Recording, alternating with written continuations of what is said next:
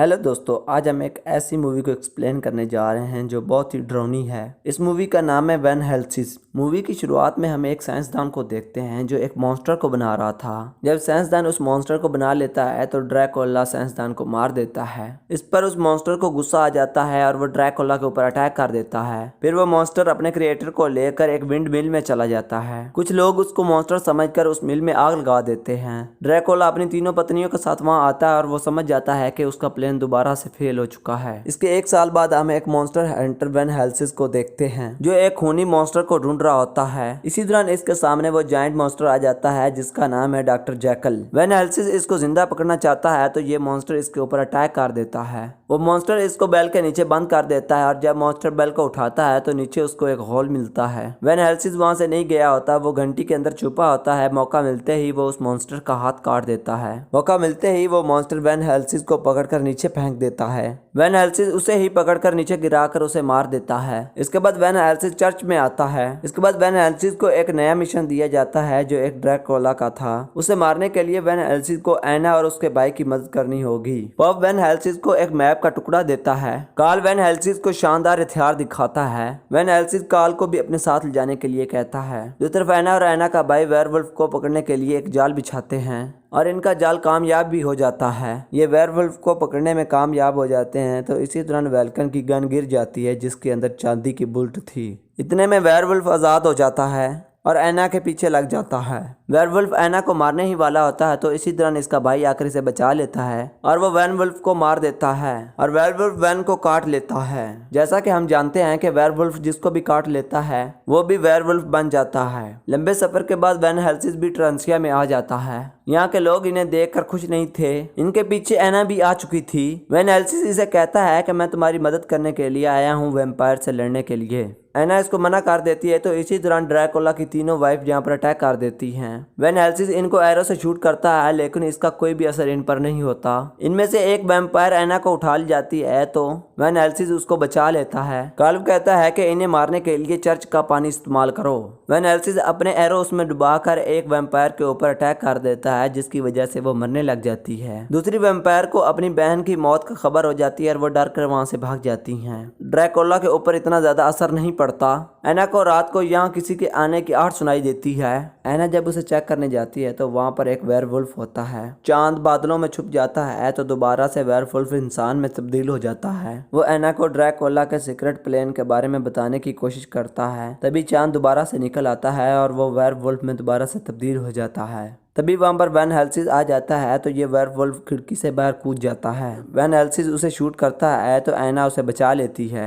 एना van Helsing को बताती है कि उसकी फैमिली में बस यही बच्चा है और इसे बचाने के लिए ड्रैकुला के पास एक एंटीट्यूड है जिसकी वजह से ये बच सकता है। फिर ये उसे ढूंढते हुए एक जगह पर आ जाते हैं जहाँ पर ड्रैकुला के बहुत सारे अंडे थे। इन अंडों को जिंदा करने के लिए ड्रैकुला को बहुत ज्यादा एनर्जी की जरूरत थी, इसलिए मूवी की शुरुआत में जो मॉन्स्टर दिखाया गया था वो ड्रैकुला के लिए बहुत ही कीमती था। उस मॉन्स्टर के अंदर इतनी एनर्जी थी जिसकी वजह से ड्रैकुला के बच्चे जिंदा हो सकते थे। लेकिन ड्रैकुला एक वेयरवुल्फ की मदद से अपने बच्चों को जिंदा करने की कोशिश करता है जिससे काफी सारे बच्चे जिंदा हो जाते हैं और वह जिंदा होते ही बच्चे शहर के ऊपर अटैक कर देते हैं। इधर वैन हेल्सिंग ड्रैकुला को मारने की कोशिश करता है लेकिन उसके ऊपर कोई भी असर नहीं होता। इधर ड्रैकुला के बच्चे मरने लगते हैं क्योंकि जितनी उनको एनर्जी चाहिए थी वो वेयरवुल्फ से उन्हें नहीं मिलती। वैन हेल्सिंग एना को लेकर वहां से निकल जाता है। ड्रैकुला बहुत ही गुस्से में होता है क्योंकि उसका प्लान दोबारा से फेल हो गया।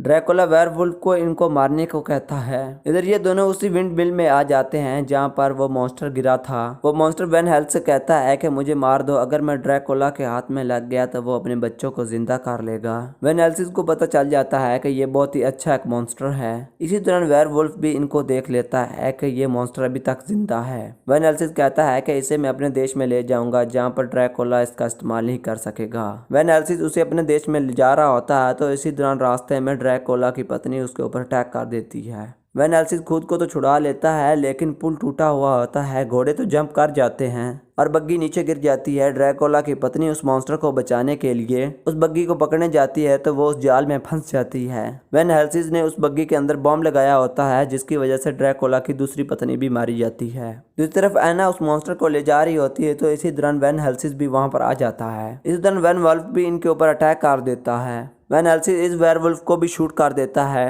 जिसकी वजह से एना का लास्ट फैमिली मेंबर भी मारा जाता है। जब एना देखती है कि वेयरवुल्फ ने वैन हेल्थ को भी काट लिया है तो ये उससे दूर जाने लगती है। तो इसी तरह ड्रैकुला की तीसरी वाइफ आकर उसे उठाकर वहां से ले जाती है और ये तीनों उसका कुछ भी नहीं कर सकते। कुछ देर बाद ड्रैकुला की पत्नी इनके साथ सौदा करने आती है कि एना के बदले ड्रैकुला को ये मॉन्स्टर चाहिए। वैन हेल्सिंग मान जाता है और उस मॉन्स्टर को बेहोश कर देता है। वैन हेल्सिंग उसको एक जगह पर छुपा कर ड्रैकुला के पास आ जाता है। फिर हम देखते हैं कि ड्रैकुला के आदमियों को वो मॉन्स्टर मिल जाता है। ये तीनों एना के घर में आ जाते हैं और यहाँ पर वैन हेल्सिंग समझ जाता है कि इसी नक्शे की मदद से ये ड्रैकुला तक पहुँच सकते हैं। यहाँ पर देखते हैं कि इस नक्शे का एक कॉर्नर मिस था। इस तरह का टुकड़ा पॉप ने वैन हेल्सिंग को दिया था। जैसे ही वो टुकड़ा ये नक्शे के साथ लगाते हैं तो वहाँ पर एक दरवाजा खुल जाता है। तभी इनके हाथ में ड्रैकुला का एक नौकर लग जाता है। ये उससे एंटीडोट के बारे में पूछ लेते हैं। वैन हेल्सिंग एना को वो एंटीडोट लाने के लिए कहता है और खुद ड्रैकुला को रोकने चला जाता है। एना एसिड के जरिए दरवाजा खोल देती है और कार्ल एंटीडोट लेकर वहां से भाग जाता है। इधर वैन हेल्सिंग उस मॉन्स्टर को बचाने की कोशिश करता है तो इसी दौरान एक जोरदार बिजली का झटका पड़ता है जिसकी वजह से ड्रैकुला के सारे बच्चे जिंदा हो जाते हैं। ड्रैकुला अपनी असली रूप में आ जाता है और वैन हेल्सिंग के ऊपर हमला कर देता है। ड्रैकुला वैन हेल्सिंग से कहता है कि अब बहुत ही देर हो चुकी है, अब मेरे बच्चे जिंदा हो चुके हैं। वैन हेल्सिंग कहता है कि उसे मारने का सिर्फ एक ही तरीका है कि तुम्हें मार दिया जाए तो तुम्हारे बच्चे भी मारे जाएंगे।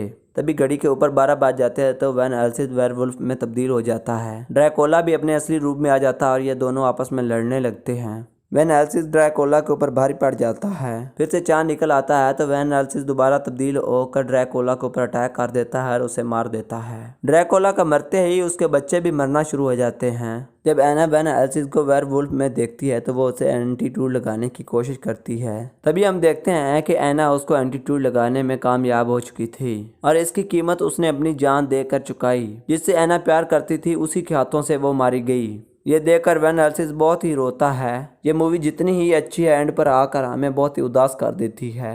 एंड पर हम देखते हैं कि वैन हेल्सिंग एना का अंतिम संस्कार कर देता है। इसी सीन के साथ ये मूवी एंड हो जाती है। अगर ये मूवी आपको अच्छी लगी हो तो कमेंट करके बताएं। अगर दोस्तों हमारी वीडियो आपको अच्छी लगी हो तो हमारी वीडियो को लाइक करें और हमारे चैनल को सब्सक्राइब करें। शुक्रिया।